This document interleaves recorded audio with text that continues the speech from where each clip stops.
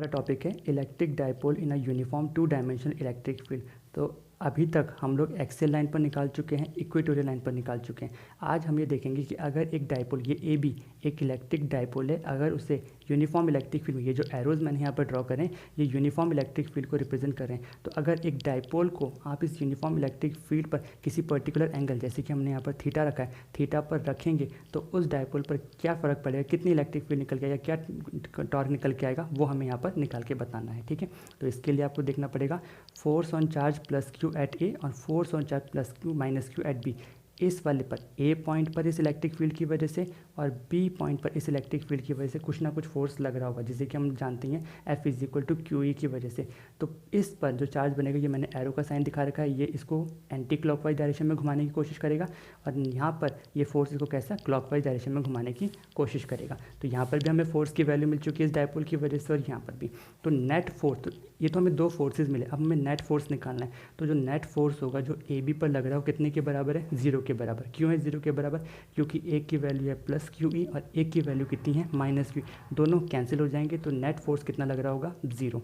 लेकिन यहाँ पर आपको एक चीज़ ध्यान रखनी पड़ेगी, हमारे जो फोर्सेज हैं वो इक्वल तो हैं और अनलाइक भी हैं और पैरेलल भी हैं, तो इसलिए वो कैंसिल तो हो जाएंगे लेकिन वो कुछ ना कुछ क्या बन जाएंगे, कपल बन जाएंगे। कपल क्या होता है, शायद पहली बार सुन रहे होंगे, या टॉर्क का नाम तो सुना होगा आप लोगों ने 11th क्लास में।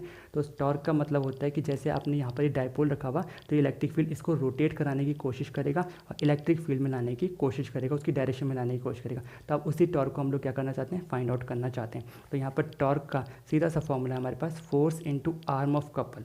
ठीक है, टॉर्क को टॉ से डिनोट करते हैं, फोर्स कितना है एफ के नाम से जानते हैं, और आर्म ऑफ कपल, अब ये आर्म ऑफ कपल का मतलब होता है दोनों चार्जेस के बीच का परपेंडिकुलर डिस्टेंस, और वो परपेंडिकुलर डिस्टेंस कितना है आपका ए सी। तो आर्म ऑफ कपल की जगह मैंने कितना पुट कर दिया है, ए सी।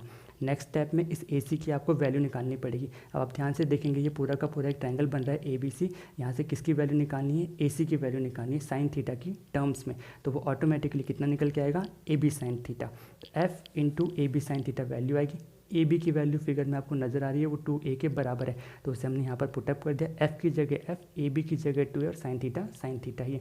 अब फोर्स की वैल्यू आप लोगों पर निकाल चुके हैं, एफ कितने के बराबर होता है, क्यू ई के बराबर होता है, 2a यहाँ पर पहले से ही मौजूद है और साइन थीटा यहाँ पर। अब q इंटू 2a को एक साथ लेके आप उसे किससे रिप्लेस कर सकते हैं, p से।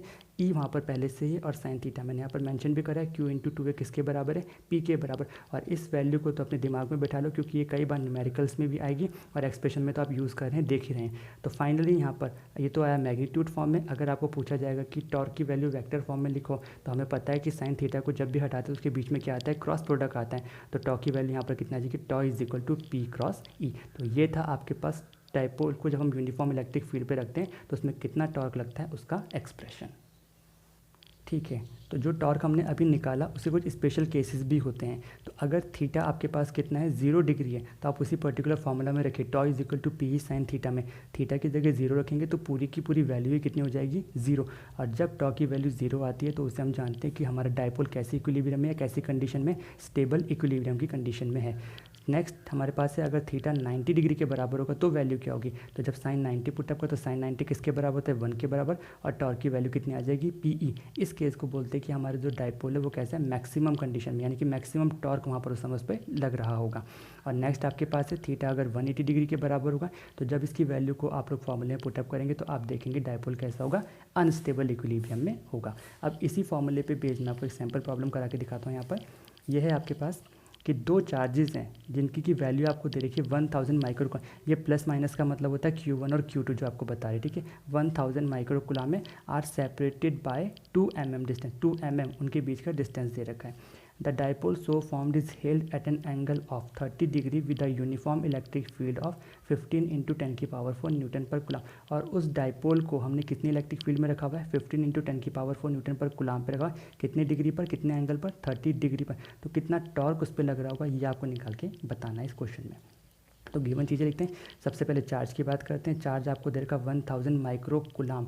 अब माइक्रो जैसे नैनो में 10 की पावर 9 होते थे, ऐसे यहाँ पर माइक्रो को कुलाम में चेंज करने, माइक्रो को चेंज में करने के लिए 10 की पावर -6 से मल्टीप्लाई करेंगे। तो 3 जीरो यहाँ पर पहले से ही हैं, 10 की पावर -6 में ऐड करोगे तो 10 की पावर -3 कुलाम आपके पास यहाँ पर चार्ज आ जाएंगे। 2a आपके पास पूरा डिस्टेंस दे रखा, मैंने कहा था डिस्टेंस हमेशा मीटर में होगा, तो मिलीमीटर को चेंज करने के लिए 10⁻³ से मल्टीप्लाई कर दीजिए। थीटा आपके पास 30 डिग्री पहले से ही गिवन है और ई की वैल्यू भी आपके पास गिवन है। अब निकालते हैं टॉर्क। तो टॉर्क का फॉर्मूला है tau is equal to P sine theta.